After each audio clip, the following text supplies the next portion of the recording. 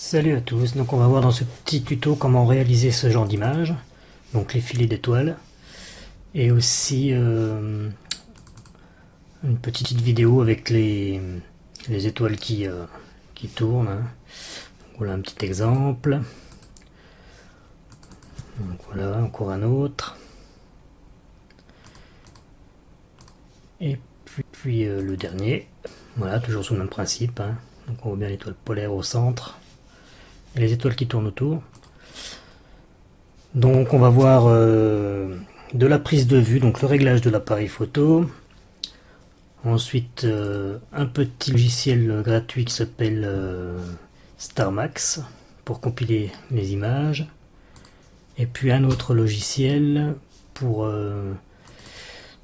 pour faire ce genre de petites vidéos, pour mettre toutes nos images bout à bout, qui s'appelle... Alors, qui s'appelle comment déjà? Timelapse Tool. Voilà, donc le programme. A tout de suite.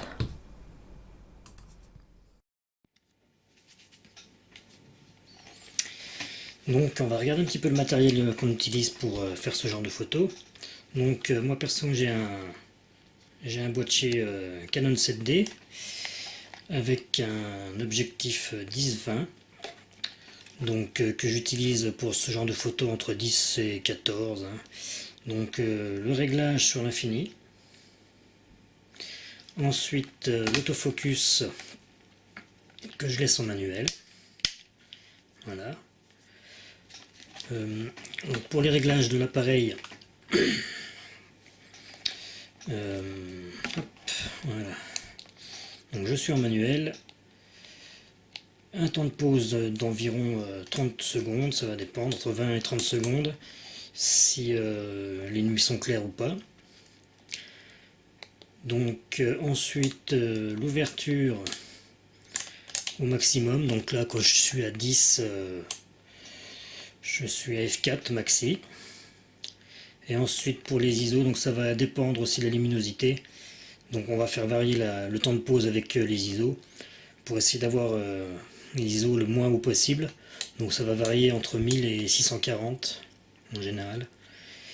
Et puis la balance des blancs, la balance des blancs en automatique.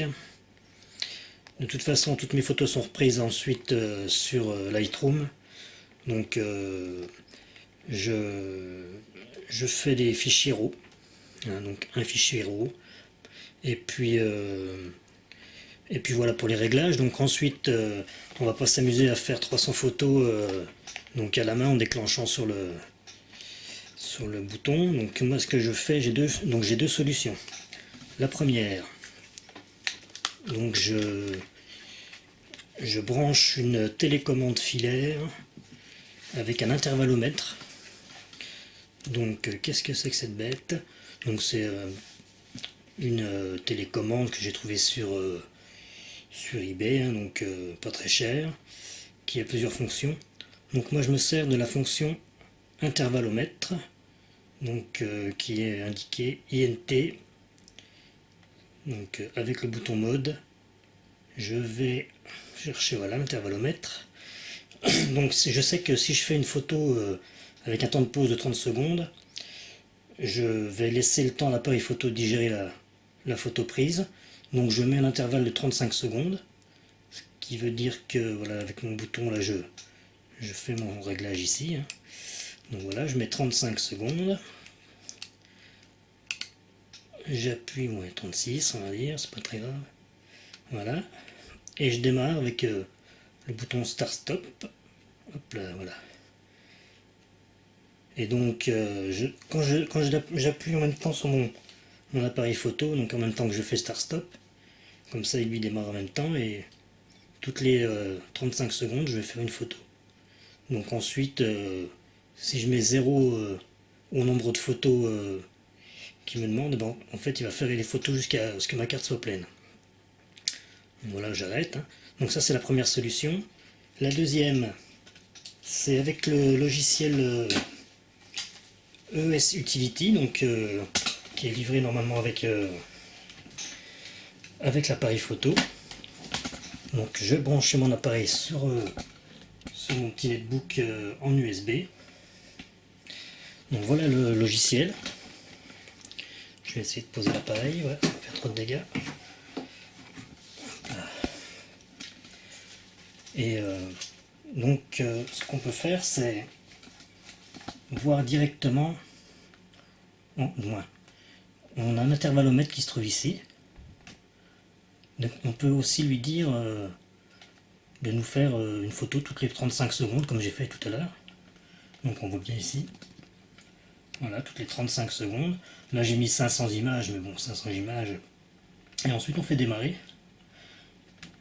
Et là il va me faire une photo toutes les 35 secondes. Donc déclenchement à intervalles réguliers. Et ce qui est intéressant, c'est qu'on peut donc sauvegarder directement les images dans l'ordinateur, et puis on peut les voir aussi. Donc on peut aussi déclencher directement sur le logiciel.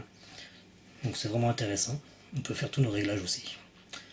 Donc deux solutions, soit l'intervallomètre, donc la télécommande finalement, ou soit le logiciel directement sur le petit netbook.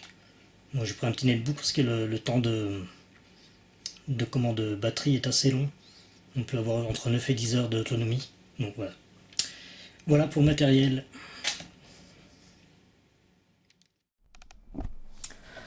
Donc une fois que j'ai réalisé ma prise de vue, que je suis rentré à la maison sur l'ordi, donc voilà, j'ai une prise de vue comme celle-ci. Donc il faut savoir que pour faire un petit film, on met 24 images par seconde, hein, donc on peut ralentir un petit peu, on peut en mettre 20, une vingtaine pour que ça soit assez fluide. Donc ce qui veut dire que pour une seconde, 25 images, 24 images, ça fait de la photo quand même pour faire un petit film de 15 secondes, hein, sachant qu'on fait une photo toutes les 30 secondes. Donc une fois qu'on en est là, moi j'ouvre mes images avec Lightroom. Donc pour déjà redimensionner les images, parce qu'elles sont pas en 16 neuvième, donc on les retaille, donc en 16 neuvième. Alors on s'amuse pas à les reprendre une par une, hein. On travaille sur une image, donc soit on synchronise les paramètres en cliquant dessus, donc après on choisit les paramètres de synchronisation pour pouvoir synchroniser toutes nos images qui sont sélectionnées. Sinon on peut faire autrement, donc on travaille sur une première image, on ouvre les paramètres de développement, oui ça doit être ça, oui, paramètres de développement, voilà. Une fois qu'elle est terminée, notre première image, donc on fait paramètres de développement, copier les paramètres, on copie donc nos paramètres, copier, ensuite on sélectionne toutes les autres, donc je prends la deuxième, je viens cliquer sur la dernière en appuyant sur la touche Shift, donc comme ça toutes nos images sont sélectionnées, j'en prends une et je fais copier les paramètres, donc de développement, paramètres de développement et copier les paramètres. Donc comme ça en fait tous nos paramètres de notre première image qu'on a travaillé vont se restituer sur les autres. Ça évite forcément de travailler toutes les images une par une. En plus on n'est pas sûr d'avoir exactement les mêmes paramètres. Donc pour un recadrage par exemple en 16 neuvième, hein, donc on va déjà dans le développement, parce que là on est dans la bibliothèque. Développement. Le temps que ça s'ouvre. Voilà. Et puis bon, moi ces images-là ont déjà été retravaillées, mais pour vous montrer un petit peu comment faire pour recadrer. Donc on peut recadrer ici. Et directement 16 neuvième, ici. Voilà, ensuite on a tous nos paramètres d'exposition, de balance des blancs. Donc c'est pour ça tout à l'heure je vous disais que c'était pas très important le réglage de la balance, puisqu'on peut le refaire après en post-traitement. Donc on peut jouer sur la température, on peut jouer sur les expositions. Donc voilà, on va essayer d'avoir une image à peu près, après chacun ses goûts, hein, donc voilà donc pour le travail de post-traitement avec Lightroom. Donc une fois que ceci est fait, on va voir la première solution pour faire un filet donc simplement sur une seule image. Donc j'ouvre le logiciel StarMax, un petit logiciel gratuit. Je viens chercher mes images, donc nouvelle liste, ici dans Fichier. Je vais chercher mon dossier, donc mon dossier où se trouvent mes photos. Donc moi je les ai mises sur le bureau et je les ai appelées les cèdres. Donc elles sont ici. On les voit dans toute la liste ici. Je fais OK. Ensuite, je ferme ça et je viens simplement dans Process. Oui, c'est ici. Oui, c'est ici, pardon. Process. Donc Processing Unmax. Donc on va voir en temps réel en fait que toutes nos images vont se superposer. Donc c'est vrai que là les sapins, il n'y avait pas de vent, rien ne bougeait, donc c'était l'idéal. Donc on voit le décompte ici en bas de nos images, 65 sur 214. Voilà, donc on voit en temps réel notre filet d'étoiles, les avions ici, et ainsi de suite. Donc ça c'est relativement rapide pour plus de 200 images.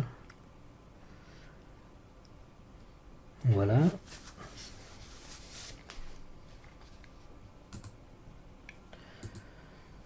Donc voilà, c'est terminé. Une fois nos images terminées, une fenêtre s'ouvre pour enregistrer notre image finale.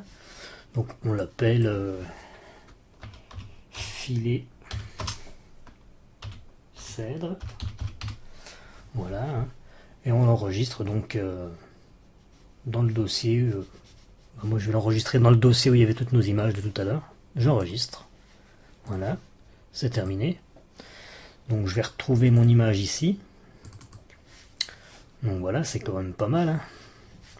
Donc ça c'est pour une image unique. Donc maintenant on va voir pour faire un mini-film, on va dire, avec 200 images. Donc avec 200 images, on divise par 24 images secondes, ça nous fait à peu près 6 secondes de film, c'est pas grand chose. Donc je vais ouvrir Timelapse Tool. Pareil, c'est un logiciel gratuit, donc nouveau. On va ajouter des images.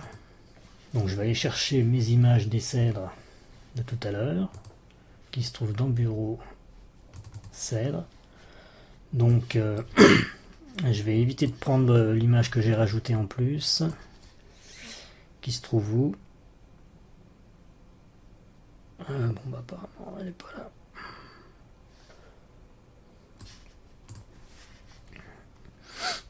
Donc je clique sur la première, je descends, j'appuie sur Shift, je prends la dernière et je fais ouvrir. Donc voilà, il les ouvre toutes dans le logiciel.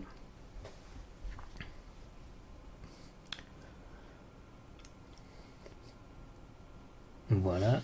Donc dans ce logiciel on peut choisir aussi le format 4 tiers 16 neuvième. On peut enlever les bandes noires si on veut. Donc voilà. On peut choisir le nombre d'images par seconde. Donc par défaut il est sur 24 images secondes. On peut ralentir un peu le mouvement, donc en descendant un petit peu le nombre d'images par seconde, mais ça risque de saccader. Donc on va laisser sur 24 images secondes. On a des effets de contraste, de luminosité, de saturation. Donc ça à voir, moi je touche à rien. Qu'est-ce qu'on a encore ici? Alors le déflicker, il se peut que nos images en fait aient un changement de